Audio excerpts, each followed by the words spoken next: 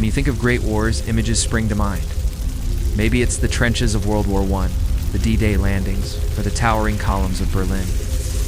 These battles are etched in our collective memory, shaping how we understand our world.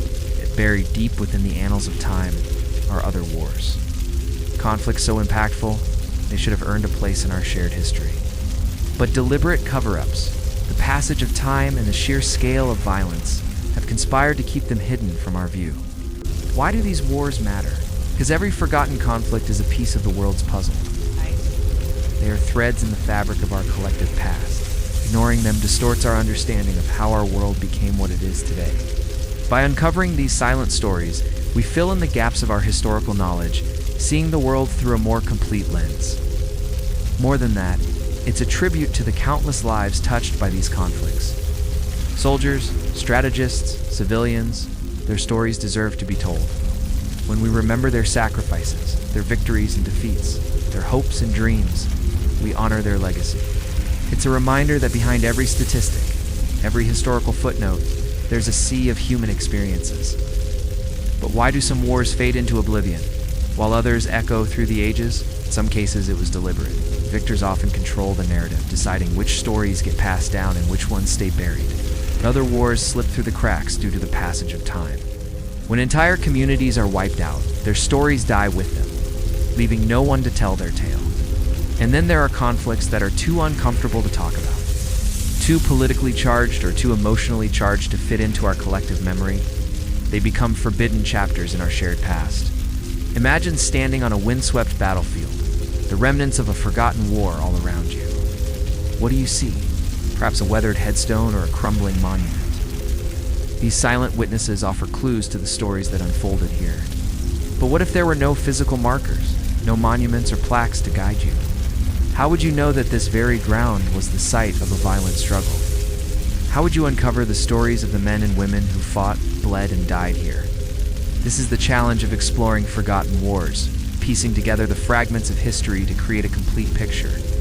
Consider the Congo crisis of the 1960s, a conflict that saw the Democratic Republic of the Congo descend into chaos. The assassination of Patrice Lumumba, the country's first prime minister, was a pivotal moment, but it's often overshadowed by larger conflicts in our collective memory. Or what about the Nigerian Civil War, a conflict that pitted the federal government against secessionist forces in the southeastern region of Biafra? Despite its tragic loss of life and profound impact on modern Nigeria, it's a story that's largely been forgotten. As we continue this journey, I invite you to adopt the mindset of a historian, a detective of the past. Approach each detail with a sense of wonder and skepticism. Question everything you see and hear. Just as a detective examines evidence, try to piece together the motivations, the events, and the outcomes of these forgotten conflicts. Ask yourself, why did this war happen? Who were the key players and what were their goals? What were the turning points and lasting impacts? By adopting this mindset, you'll not only understand these conflicts better, but also develop a deeper appreciation for the complexities of history. Remember, history is not just about memorizing dates and names. It's about understanding the intricate web of events that have shaped our world. It's about appreciating the motivations, fears, and dreams of those who came before us. So as we delve deeper into these forgotten conflicts, keep asking questions. Let your curiosity be your guide. Your insights might be the missing pieces to understanding these wars and their echoes in our world today.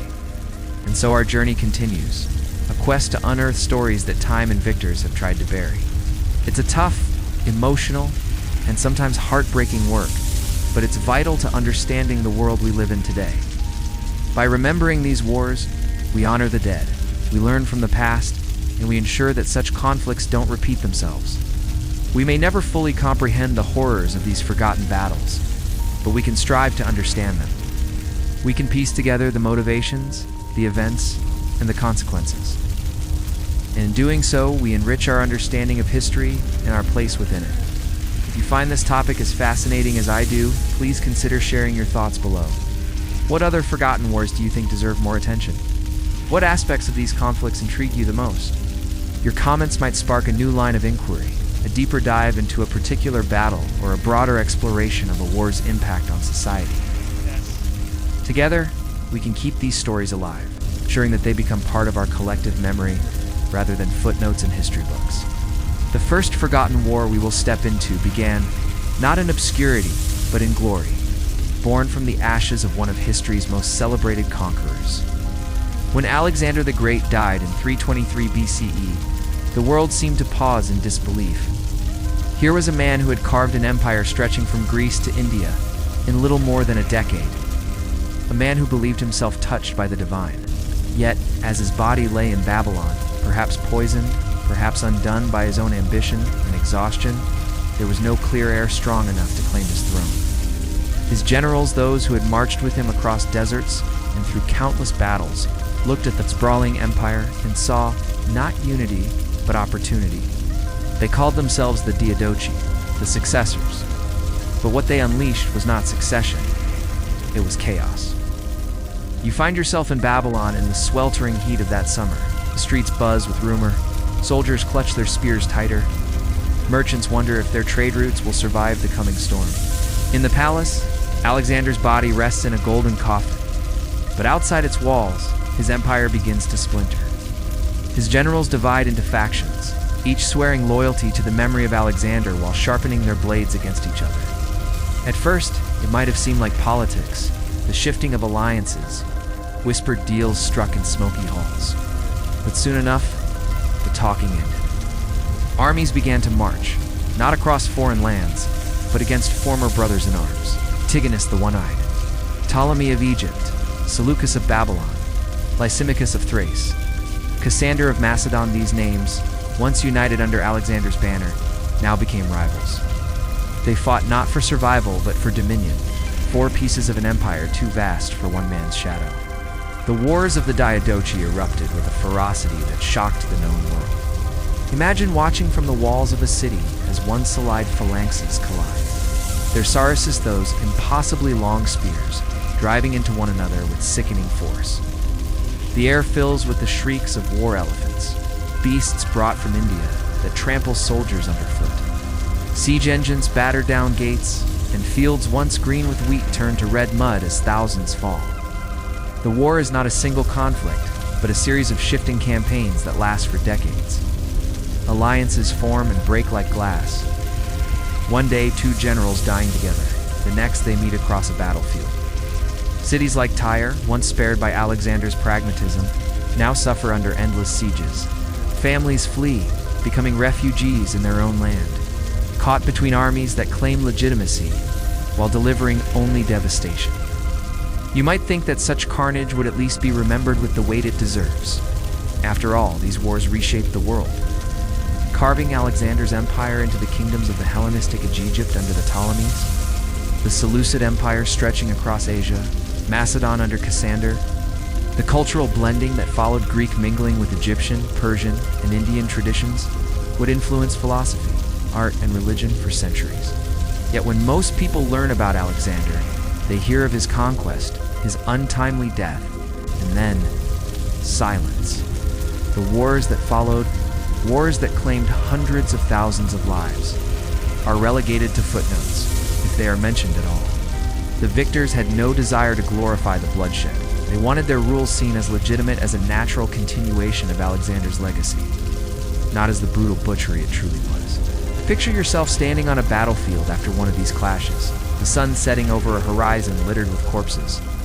Buzzing flies swarm over broken armor, shattered chariots, and the twisted bodies of men who once swore loyalty to the same king. Survivors limp away, their shields dented, their eyes hollow. For them, there is no grand story of Alexander's glory, only the endless churn of violence in the name of forgotten ambitions. And yet, from the smoke and blood emerged legacies that still echo today. Ptolemy secured Egypt and began a dynasty that would culminate with Cleopatra, the last pharaoh whose entanglements with Rome would change the Mediterranean forever. Seleucus carved out an empire so vast that its influence stretched from the Aegean to the Indus. Antigonus dreamed of reunifying Alexander's empire under his one good eye. Though he died on the battlefield, his descendants still ruled parts of Greece for generations. These men built kingdoms that endured, but their path to power was paved with forgotten wars. Wars scrubbed clean from most retellings. And as the dust settles over this chapter, you can almost hear the dying whispers of soldiers whose names will never be spoken. Their sacrifices swallowed by the very world they fought to shape. The forgotten wars began here, in the aftermath of a conqueror's death, but they did not end here. Across the world, across centuries, more wars would be fought, hidden, erased, but no less catastrophic. And as we leave the blood-soaked fields of the Diadochi, step into another shadow of history, one even darker, even more devastating. When we think of the worst wars, images spring to mind. For Europe, the apocalyptic wastelands of World War I come to mind. For Asia, the firestorms of Tokyo or the ruins of Hiroshima. For the Americas, perhaps the dust of battle in the Wild West or the grim faces of Civil War widows. But for Africa, what images come to mind? What stories leap to the surface? If you're North America or Europe, the odds are none. Because one of the deadliest wars in history played out in Africa, and most of the world barely remembers it. It was called the Congo Free State, and it was a war that killed somewhere between 2 and 10 million people. Between 2 and 10 million people died in the Congo Free State, and you probably did and know it happened.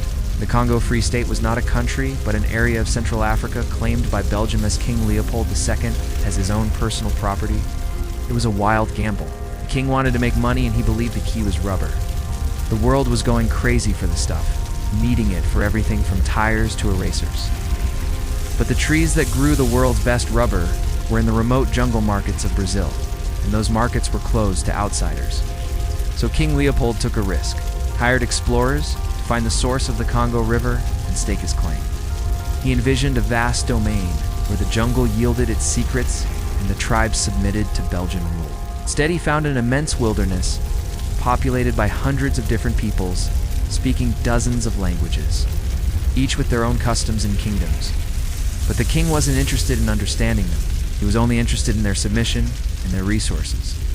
So he imposed brutal taxes, forced villagers to work in rubber plantations, and turned chiefs into agents of the state tasked with collecting as much rubber as possible and beating the locals into submission if they resisted. As the demand for rubber grew, so did the brutality. People were tortured for not knowing where their rubber quotas were. Whole villages were punished for rebellions. Men, women, and children were killed by the thousands, buried in mass graves with the only marker of their passing, a wooden stake bearing a number. King Leopold's dream of riches never came to pass. The Congo Free State became a financial burden. Its infrastructure crumbled, its people withered, and its productivity dropped. Rather than admit failure, the king doubled down, squeezing the colony harder and harder until it broke. By the turn of the century, word of the atrocities committed in the Congo had spread to Europe and the world. Newspapers ran stories detailing the horrors witnessed by missionaries and explorers. Public outcry grew, and eventually the Belgian government stepped in, absorbing the Congo into the larger empire as the colony of Belgian Congo. But the damage was done. Millions lay dead, entire communities broken, and the legacy of trauma would reverberate for decades. Yet somehow this horrific episode has been erased from most histories. We tell the stories of colonialism, of European nations carving up Africa among themselves, but rarely do we focus on the human cost. The Congo Free State teaches us that sometimes silence is intentional. The world didn't forget this war. It was deliberately ignored. King Leopold wanted a hidden atrocity, a secret wealth extracted from a distant jungle. For a long time, he got what he wanted. But the silence is finally being broken. As more and more people learn of the horrors of the Congo Free State, a new generation is demanding that Leopold's crimes be remembered, not to punish the dead, but to honor the living, to learn from the past and ensure that such atrocities never repeat themselves. The Great War is over. The guns are silent. Europe is in ruins, and we are left to clean up the pieces. As we pick ourselves up and rebuild our societies, we have a chance to do things better, to build a better world out of the ashes of the old. We need your help to do it. We are releasing a series of special episodes about the legacies of the First World War, what it did to Europe, and the world, and how we're still dealing with the consequences today. It's a subject that's close to my heart, and I want you to be part of this project. That's why I'm asking you to become a patron on a crowdfunding platform. For just $3 a month, you get access to exclusive content, and can help us make history together. Join us today and let's write the next chapter of our story. In 1896, as the sun rose over the Ethiopian highlands, a stunned silence fell across Europe. News had arrived, slow and sure as the monsoon winds, of an astounding victory. An African army, led by an African emperor, had defeated an Italian invasion and sent them running. It was a monumental event, the first time an African state had defeated a European power on its own soil. But back in the West, the newspapers carried on as if nothing had happened. The Great War was the talk of the town, and the shocking upset of Adwa was relegated to a few brief paragraphs, almost as if the editors were afraid to believe it. And then just as quickly, the story vanished. The magnitude of the upset slowly faded from public memory, leaving behind a silence that still resonates today. It's hard to overstate how seismic this event was. As the 19th century drew to a close, the rest of Africa was being carved up by European powers, but not Ethiopia. And when the dust settled, Menelik stood tall, not just as the victor of Adwa, but as the liberator of a continent. His victory paved the way for Pan-Africanism, inspiring generations of freedom fighters who saw in Ethiopia a beacon of resistance. The news of Ethiopia's victory reached even the most remote corners of Africa, stirring the imagination of people who had never seen an IOF soldier, but whose spirits burned with the same desire for freedom. From the griots of West Africa to the warriors of East Africa, the message spread like wildfire. Ethiopia had shown them that it could be done. People united, armed with traditional weapons and modern rifles, could stand up to the mightiest European army, and that gave hope to millions. But as the years passed, Adwa receded from Western consciousness. Why? Because acknowledging it threatened the carefully constructed narrative of white superiority. If Ethiopians could defeat Italians, then what else could they do? What else could they aspire to? For the West, admitting Ethiopia's victory meant confronting the possibility that they might not be invincible. It meant acknowledging that their claims of cultural and military supremacy might not be absolute, and that in a world teetering on the edge of a new global conflict was a frightening thought. Meanwhile, back in the highlands of Ethiopia, the silence from the outside world was deafening. No congratulations, no commendations, not even a whisper of recognition. As if a blind spot had been erased from existence. The silence from the West was deafening. No congratulations, no commendations, not even a whisper of recognition. As if a blind spot had been erased from existence. In the vacuum left by the West, Ethiopians wove their own narratives. Stories that celebrated their heritage, their culture, their unbreakable spirit. In Addis Ababa, a hush falls over the city as evening prayer time arrives. The cacophony of the marketplace gives way to the rhythmic chanting of supplication. Men, women, and children, dressed in their finest clothes, converge towards mosques, churches, and open spaces where makeshift altars have been erected. All around the capital, the faithful come together to pray, to give thanks, to seek solace, each in their own way.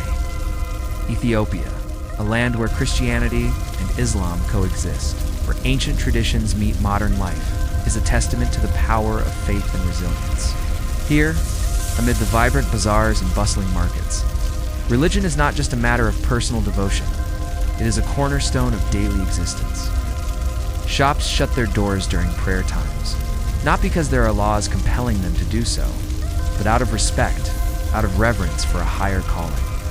This blend of tradition and modernity is everywhere.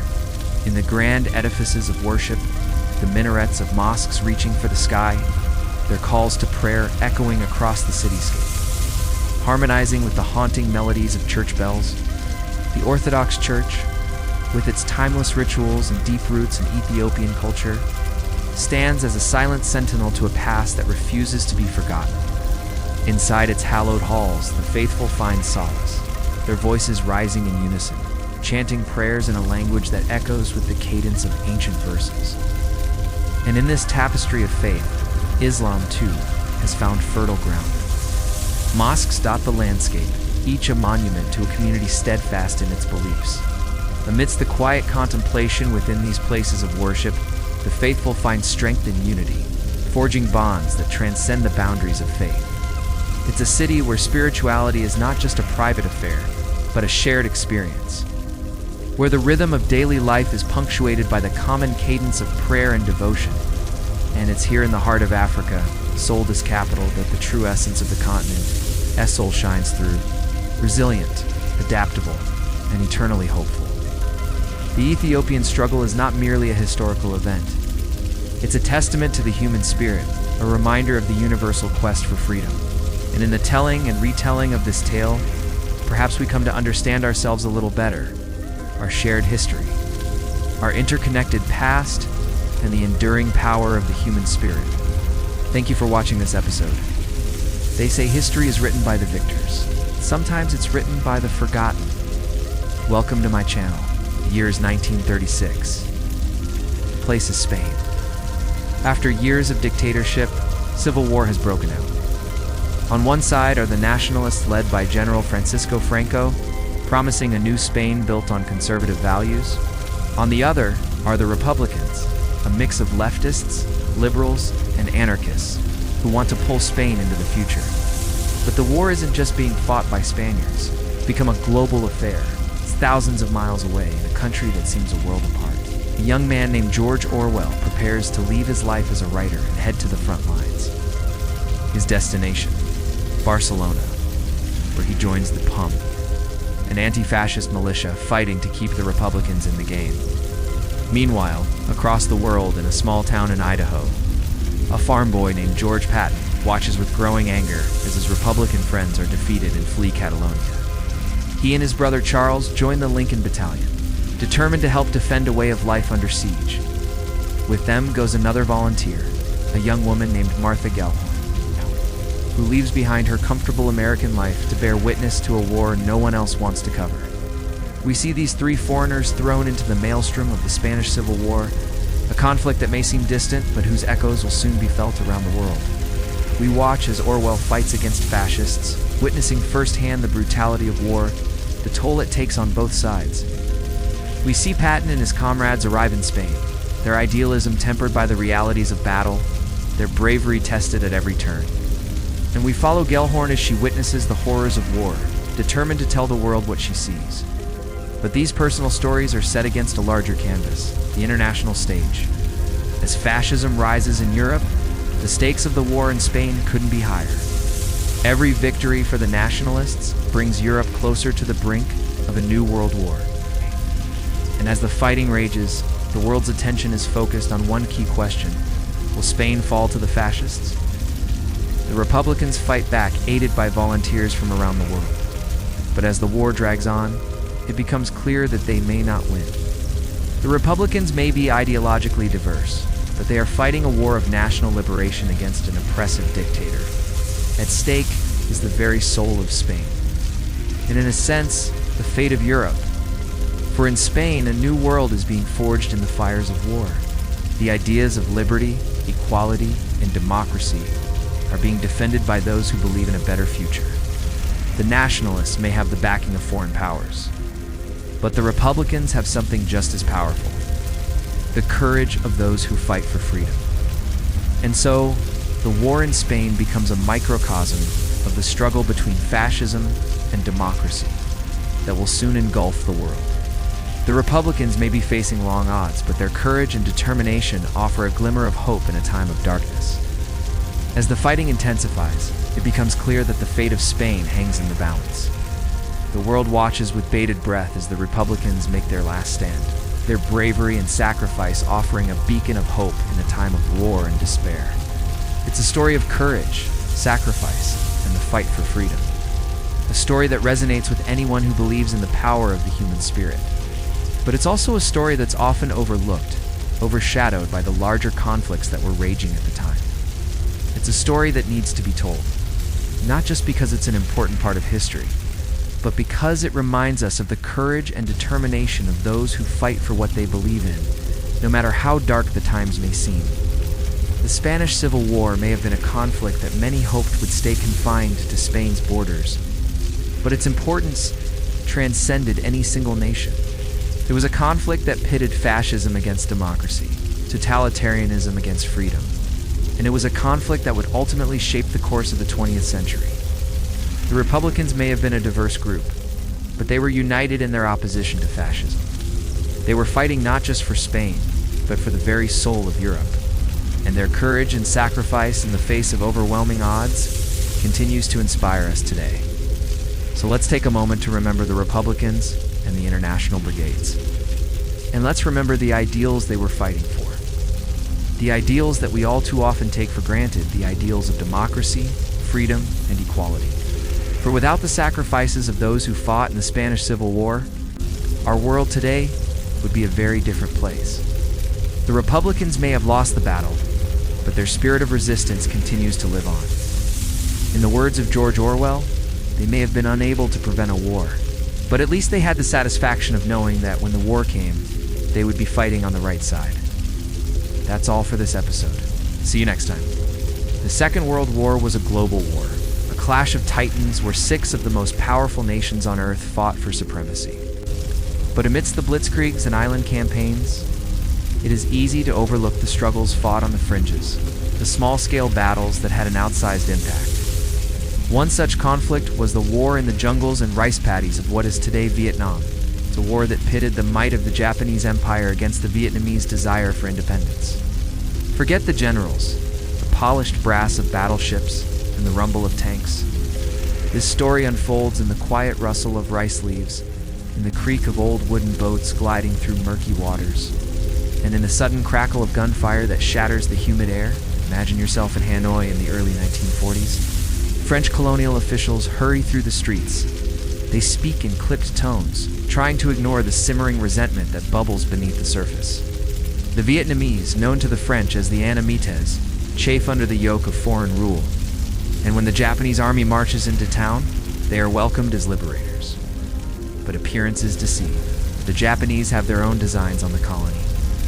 They offer the Vietnamese a seductive bargain: cast off the French and join the greater East Asia co-prosperity sphere, a Japanese-dominated region free of Western colonialism. But it's a trap. The Japanese seek only to replace one master with another. Beneath the alluring promises, the Vietnamese see the swagger of occupation, the arrogance of the conquerors. Ho Chi Minh, leader of the communist-backed Viet Minh, sees through the deception. He rallies his people, urging them to resist both the Japanese and the returning French.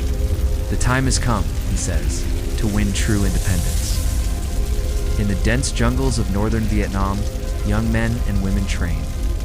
They learn to stalk through the undergrowth, to wield a rifle, to strike swiftly and disappear.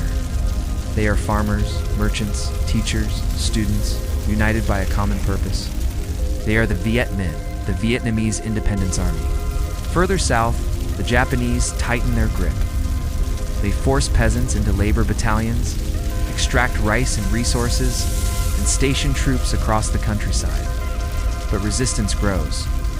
In 1945, the Viet Minh launch a major offensive. They seize Hanoi, declare Vietnam independent, and proclaim a new republic. But the Japanese, caught off guard, counterattack. They push the Viet Minh back, forcing them into the jungle. Now, it is guerrilla war, ambushes, and hit-and-run tactics, raids on supply columns, and the constant psychological struggle for control of the countryside. The Vietnamese know the terrain, the language, the customs. They have the support of the people. But the Japanese are better equipped, better trained, and ruthless in their determination to crush the rebellion. Throughout the conflict, ordinary Vietnamese suffer. Their villages become battlegrounds, their homes destroyed, their food supplies cut off. Still they resist, hiding weapons, sheltering wounded soldiers, passing messages under cover of darkness. The mountains and jungles become sanctuaries and training grounds. In the south, Ho Chi Minh organizes a parallel government in exile, keeping the dream of independence alive. As the war rages around them, the Vietnamese endure. They forge new identities as soldiers, as guerrillas, as resistors. In the process, they create a sense of national unity and purpose that will define the next decades. The war may be forgotten by the grand narratives of World War II, but its impact is profound. It shows the limits of empire, how even the most powerful can be challenged by those with the will to resist. It reveals the cost of war, not just in lives lost, but in the shattered homes and hearts of those caught in the crossfire. It is a testament to the human spirit, to the Vietnamese who refused to be broken, and in doing so, changed the course of history. For Vietnam, the struggle for independence had just begun, and while the Japanese occupation was a chapter in that fight, it was only one chapter in a longer, more painful story. From the sun-drenched streets of Cairo to the oil fields of Saudi Arabia and the ancient ruins of Persepolis, Iran, welcome to Crash Course Middle East. I'm your host. Join me and my co-host as we explore how the Middle East got to be the Middle East. Through epic stories of ancient empires, legendary battles and encounters between cultures, and daring exploits of discovery and conquest, we'll introduce you to the rich history that helped shape our modern world. We'll visit magnificent monuments like Petra in Jordan, where an entire city was carved into sandstone cliffs, or Machu Picchu in Peru, an Inca citadel nestled high in the Andes Mountains. Then we'll dig deeper to uncover how ideas about politics, religion, and economics have influenced ordinary people throughout history. You'll meet fascinating figures like Hatshepsut, one of Egypt's most powerful pharaohs, or Cyrus the Great, who founded the Achaemenid Empire, one of the largest empires in history. But life in the ancient Middle East wasn't all parades and palaces. Wars were brutal and unforgiving, and natural disasters could devastate entire communities. Along the way, we'll encounter inspiring heroes and ruthless villains, and discover how ordinary people responded to extraordinary challenges. Will a young Egyptian soldier named Akhenaten convince his people to worship one god instead of many? Can the Israelites escape the armies of Ramses, the pigeon-toed? And how did legendary Queen Cleopatra outsmart the Roman general Julius Caesar? Now more than ever, it's important to understand the roots of the conflicts that make headlines today. That's why we've created Crash Course Middle East. You'll learn why wars happen, why alliances form and break, and what it means to be an empire. So join us as we explore ancient worlds, uncovering secrets that have been lost for thousands of years. Together, we'll find answers to some of the biggest questions about humanity, like what makes a society grow and change, how do beliefs shape cultures, and why do we fight wars? And along the way, we'll consider what these ancient stories reveal about ourselves and the world we live in today. Let's dig into the past and see what we can learn from it. As the steamy jungles of Indochina receded behind us, we now journeyed west into the arid deserts and contested cities of the Middle East, a place where every inch of soil seems to carry centuries of conflict and longing. Here in the aftermath of World War I, another forgotten war unfolded, one that not only reshaped the region, but also set the stage for many of the crises that still haunt the modern world. This was the Arab Revolt against the Ottoman Empire during 1916 to 1918. A war remembered in fragments, romanticized by the legend of Lawrence of Arabia, reduced to footnotes in the chronicles of the Great War, yet rarely told in its true depth. With all its triumphs, betrayals, and the bitter legacy that followed, you stand in the blistering heat of the Hejaz Desert, the sun, a white flame overhead, sand stretching endlessly in all directions. The Ottoman Empire, once mighty, now reels under the strain of a global war. Its rule over Arab lands has grown harsh and resented, its promises broken, its people yearning for self-determination. Into this crucible steps Sharif Hussein of Mecca, custodian of Islam's holy cities, who dares to imagine an independent Arab kingdom free from Turkish control. His sons Zali Abdullah, Faisal, and Zaid become the faces of the revolt, their banners calling tribes from across the desert to rise. And with them comes a strange figure from the west, a British officer named T.E. Lawrence, whose writings would later immortalize the revolt even as they distorted it. The fighting begins with small raids, Arab fighters striking Ottoman garrisons and railway lines under the searing desert sun. You can hear the thunder of hooves as camel-mounted warriors sweep across the sands, rifles flashing, dynamite planted on the Hejaz Railway that carried Ottoman supplies. Explosions echo through canyons, trains derailed, bridges collapsing into dust. What begins as guerrilla warfare soon grows into something larger, as tribes unite under the banner of revolt, inspired by promises of independence and spurred by both faith and desperation. In the shimmering heat of Aqaba, 1917, the desert becomes the stage for one of the revolt's most dramatic victories. The Ottomans believed the port city secure, its defenses pointed toward the sea. But Faisal and his men, guided by Lawrence, march across the unforgiving desert, striking from the landward side where no enemy was expected. Imagine cresting the dunes as the city comes into view, exhausted fighters charging with what strength remains, and the stunned Ottoman garrison collapsing before them. The fall of Aqaba electrifies the revolt, opening the way for further campaigns into Syria and Palestine. Yet for all its daring, the Arab Revolt is not just a tale of bold raids and desert heroics. It is also a story of suffering. Villages caught between Ottoman retribution and rebel raids burn. Families starve as resources are seized for the war. The desert, beautiful yet merciless, swallows the weak. And behind the romance of banners fluttering in the wind lies the shadow of betrayal. For while Sharif Hussein and his sons believe they are fighting for an independent Arab kingdom stretching from the Arabian Peninsula to Syria and Iraq, the great powers of Europe have already decided otherwise. In secret, Britain and France signed the Sykes-Picot Agreement, carving the region into spheres of influence, planning mandates and colonies, even as Arab blood is spilled in the sands. The revolt culminates in 1918 as Arab forces ride alongside British troops into Damascus. The ancient city, with its minarets and crowded bazaars, welcomes them with celebration. For a brief, shining moment, it seems as though the dream of independence might come true. Faisal establishes an Arab government, flags of freedom wave, and the desert warriors who once raided trains now stand in the streets of a liberated capital. But the dream shatters quickly at Versailles, and in subsequent treaties, the promises made to the Arabs are broken. France claims Syria, Britain takes Iraq and Palestine, and the Hashemites find themselves kings of smaller, fragile states, their grand vision denied. The Arab Revolt, fought with such courage, becomes a footnote, overshadowed by the greater war in Europe, and silenced by those who profited from its betrayal. Why is this war so often forgotten? Perhaps because remembering it means confronting the duplicity of the Allies, who encouraged a people's rebellion only to carve up their land for themselves.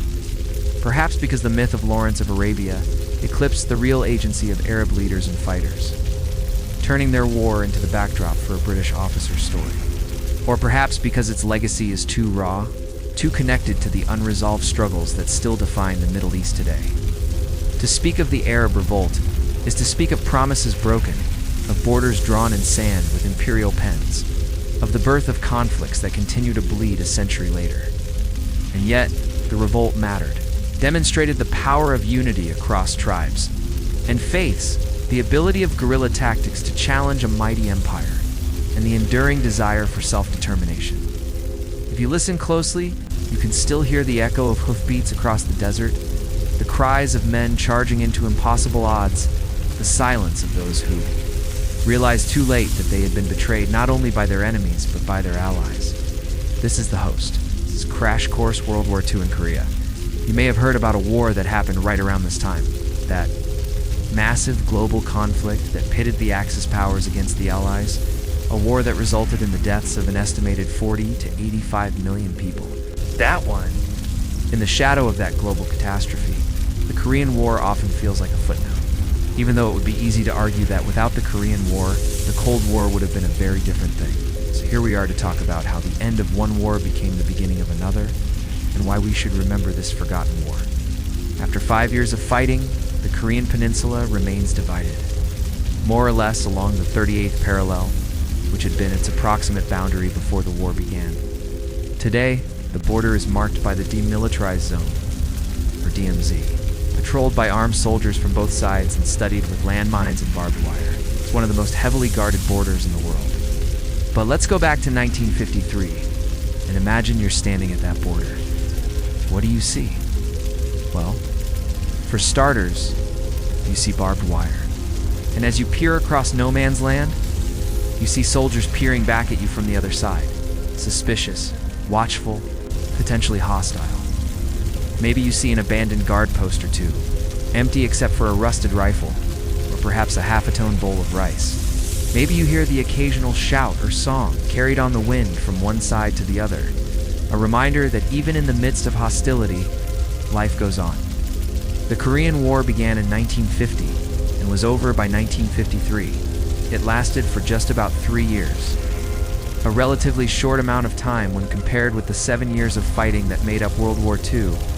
And unlike World War II, which involved most of the planet, the Korean War was geographically contained. You might be surprised to learn that a war of this scale could have started and ended with so little fanfare. And indeed it did. In the immediate aftermath, it seemed like the North Koreans had won. After all, they had pushed the Americans and their allies all the way down to this line here. But this moment turned out to be the North's high water mark. Within months, the UN forces drove them back across the 38th parallel and beyond. Before long, the North Koreans were looking at the possibility of total defeat. This is when China entered the fray. Chinese volunteers flooded across the border, turning the tide once more. Soon, American and Chinese troops faced off against one another, locked in a bloody stalemate. Much of the fighting took place in rugged, mountainous terrain. And although there were major battles that involved tens of thousands of troops, the overall scale of the conflict never quite reached that of World War II. What this means is that, despite the Korean War being one of the bloodiest conflicts of the 20th century with an estimated 5 million dead, it never really registered on the public consciousness the way that World War II did. And this lack of resonance was compounded by the fact that the war didn't result in a clear victory for either side. In July 1953, an armistice agreement was signed, dividing the peninsula pretty much exactly where the fighting had ended 2 years prior. The agreement also stipulated that no hostile acts would take place across the border, which meant that the DMZ came into existence. And with that, the Korean War became the Forgotten War, a conflict that had taken place in the shadow of an even bigger one. And that ended not with a bang, but with a whimper. That's a war whose story has been largely written by the victors, and whose legacy has been overshadowed by the very real concerns of today. But it's a war worth remembering because it set the stage for decades of conflict in East Asia. It solidified the division of the region into competing spheres of influence, setting the stage for proxy conflicts like Vietnam. And it forced the United States into a permanent state of global interventionism. It's a war worth remembering for the millions of Koreans who lived through it, and for the Americans who return to the DMZ today to pay their respects to those who died there. As you leave the DMZ, you might look back at the peninsula itself and wonder how different things could have been if the Korean War had played out differently. What if the North had prevailed? What if the war had dragged on for years longer? Would South Korea even exist today? Or you might wonder what the world would be like if the Korean War had been remembered instead of forgotten. Would our relationship with Asia be different today? Would the US have intervened in Vietnam if not for its experience in Korea? These are just a few of the big questions raised by this week's episode. But the fact that you're asking them is precisely why this forgotten war is worth remembering. Thanks for watching this episode, which was filmed at a studio and made in partnership with a digital studio in nature. If you want to help keep this content free for everyone forever, you can join our community on a crowdfunding platform. This has been Forgotten Wars that history tried to erase. Across continents and centuries, we have walked together, through deserts and jungles, mountains and cities, listening to the echoes of wars that history tried to bury. From the blood-soaked fields of the Diadochi, where Alexander's empire was torn apart by ambition, to the tidal wave of death in the Taiping Rebellion. From Ethiopia's triumph at Adwa to the desperate faith of the Maji Maji. From the broken dreams of Spain to the jungles of Indochina. From the betrayal of the Arab Revolt to the frozen hell of Korea, each war has shown us the same truth. Forgetting is not absence. Forgetting is deliberate. It is a weapon wielded by victors, by empires, by generations unwilling to face the uncomfortable. Why are these wars forgotten? Some because they were too vast, their horror too immense to comprehend. Some because they were humiliations, best hidden by those who lost. Others because they were inconvenient, exposing lies and betrayals that powerful nations preferred to erase. Still others because they ended without the neat triumphs that make history easy to package and teach. But every one of them mattered. Every one of them reshaped borders, toppled empires, inspired revolutions, and scarred millions of lives. To forget them is to forget the roots of the world we live in now. Imagine. Standing at the edge of a battlefield long abandoned, the grass has grown tall, the bones have turned to dust, the wind whispers softly where once cannons thundered. Without memory, it seems peaceful. But if you listen closely, you can still hear the echoes of voices that demand to be remembered. A soldier clutching a broken spear at Ipsus. peasant mother in Guangxi clutching her starving child. A warrior in Adwa, raising his shield against cannon fire. Farmer in German East Africa, drinking Maji, believing in freedom. A student volunteer in Spain, writing a final letter before the battle. A young Vietnamese fighter, hauling artillery through jungle mud.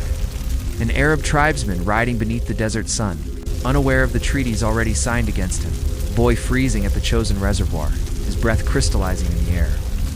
They are all there waiting. History is not just the story of victors, though victors often write it. It is also the story of the silenced, the betrayed, the erased. To remember the forgotten wars is to give those voices back their place in the human story. It is to challenge the idea that suffering can be hidden, that sacrifice can be erased, that only the powerful shape the past. When we resurrect these wars, we not only honor the dead, but also arm ourselves with the truth that warns us of ambition, of betrayal, of the dangers of silence. The truth that reminds us even when the world seems peaceful, the echoes linger. How you work. You who have walked through this journey carry a responsibility now to remember, to speak, to question the neat narratives and ask what lies beneath. Because forgetting is never innocent and silence is never neutral. These wars may have been buried, but their consequences still shape the world. In the borders of nations, in the struggles for freedom, in the tensions that still simmer in deserts, jungles, and cities alike. So let us not allow them to vanish again. Let us keep them alive. Not as footnotes, but as lessons, warnings, and reminders of humanity's capacity for both destruction and resilience. Thank you for walking this path of remembrance with us. If you found meaning in these echoes, if you feel the responsibility to keep the stories alive, then become a part of our journey. Support us. Become a patron on a crowdfunding platform. Together, we can ensure that the forgotten wars don't remain so. Each story we tell depends on your support, your engagement, your voice. And if you haven't already, let the stories reach more people. Share this video, let the echoes resonate further, and find the links to support us below. It's not the end. It is just another chapter closing and another one beginning. Keep the conversation going. What forgotten war do you want to see us cover next? What voices do you want to hear from? What battles still echo in your mind? Share your thoughts below. As always, stay curious, stay engaged. Remember, the past is never truly gone. It's always there, waiting for us to unearth it, understand it, and learn from it. Until next time, keep remembering. The world needs storytellers like you.